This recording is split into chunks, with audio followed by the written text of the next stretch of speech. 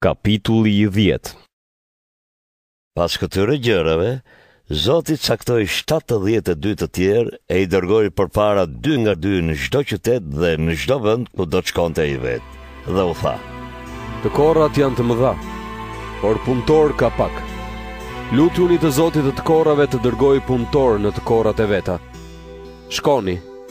Ja, po ju dërgoj si qengjat me sujqërve. Mos merrni me vete as para, as trast, as sandale. Udhës mos përshëndetni as kënd. Në cilën do shtëpi të hyni së pari thoni: paqja me këtë shtëpi. Nëse dikush aty është biri I paqes, paqja juaj do të zbres mbi të. Nëse jo, do të kthehet te ju. Qëndroni në atë shtëpi dhe hani e pini çfarë t'ju shtrojnë përpara, sepse punëtori ka të drejtë të shpërblehet. Mos u endni nga një shtëpi në tjetrën. Në çdo qytet që të hyni e t'ju mirëpresin, hani çfarë t'ju vën përpara. Shëroni të smurët që gjenden aty e u thoni: mbretëria e Perëndisë është pranë jush. Por nëse hyni në një qytet e nuk ju mirëpresin, dilni në përsheshet e tij e thoni: edhe pluhurin e qytetit tuaj që na është ngjitur këmbëve, po e shkundim kundër jush. Por veç ta dini se mbretëria e Perëndisë është afër. Unë po ju them se atë ditë Sodoma do ta ketë më të lehtë se ai qytet.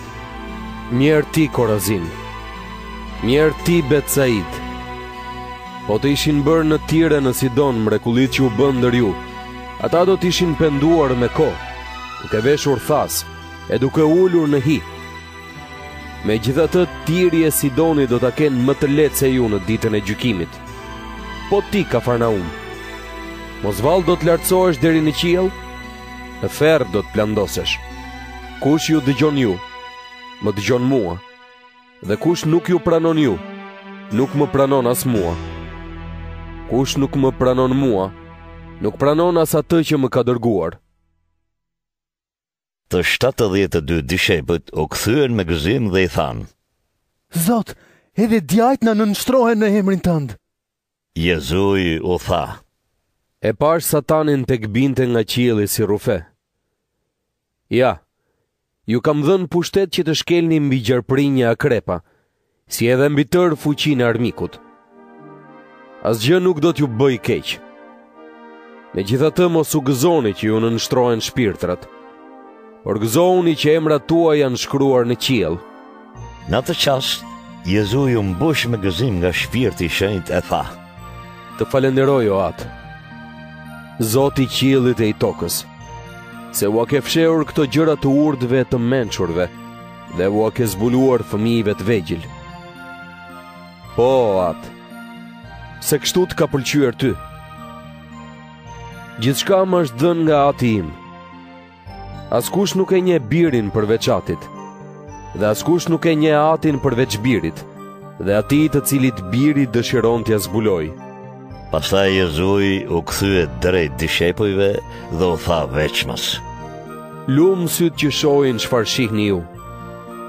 Sepse po ju them se shumë profetë mbretër kanë dëshiruar të shohin çfarë po shihni ju, e nuk I pan. Të dëgjonin çfarë po dëgjoni ju, e nuk I dëgjuan. Atëherë një mësues I ligjit të Mojsiut u ngrit për ta vënë në provë Jezuin dhe I tha: Mësues, çfarë duhet të bëj për të trashëguar jetën e amshuar? Jezui I tha: Çfarë shkruhet në ligjin e Mojsiut? Çfarë lexon atje? Ai ju përgjigj: Duaje Zotin, Perëndin tënd, me gjithë zemrën tënde, me gjithë shpirtin tënd, me gjithë forcën tënde, e me gjithë mendjen tënde dhe duaje tjetrin si veten. Jezui I tha: U përgjigje drejt. Bëj kështu e do t'jetosh. Por ai, me qenë se donte të jepte të drejtë vetës, I tha Jezuit: Kush është tjetri?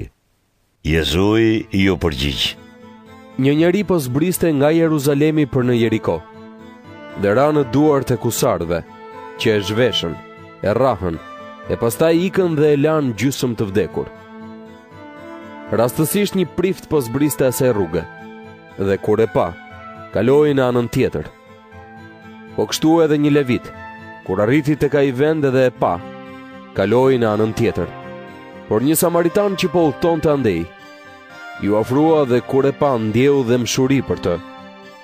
Shkoi tek ai, i derdhi vaj e verë mbi plag dhe ja lidhi. Pastaj e ngarkoi mbi kafshën e vet, e çoi në një bujtin dhe u kujdes për të. Të nesërme nxori 2 denar. I dha të Zotit të bujtinës e i tha: kujdesu për të, dhe kur të kthehem do të paguaj për çfarë të shpenzosh më tepër. Cili prej këtyre të treve mendon ti se u bë tjetri për atë që ra në duart e kusarve? Ai i tha: ai që tregoi mëshirë. Jezui i tha: shko e bëj edhe ti kështu. Ndërsa po udhtonin, Jezui hyri në një fshat ku një grua me emrin Marta e priti në shtëpi. Ajo kishte një motër që quhej Mari, që ul te këmbët e Zotit dhe dëgjonte fjalët e tij. Por Marta ishte e zënë me punë të shumta, prandaj erdhi te Jezui e i tha: Zot, a nuk e vere se motra ime më ka lënë ti bëj të gjitha punët vetëm? Thuaj pra të më ndihmoj. Por Zoti ju përgjigj: Mart, Mart, ti je shqetësuar dhe e zënë me shumë gjëra, por vetëm një gjë është e nevojshme. Maria zgjodhi pjesën më të mirë, që nuk do t'i merret.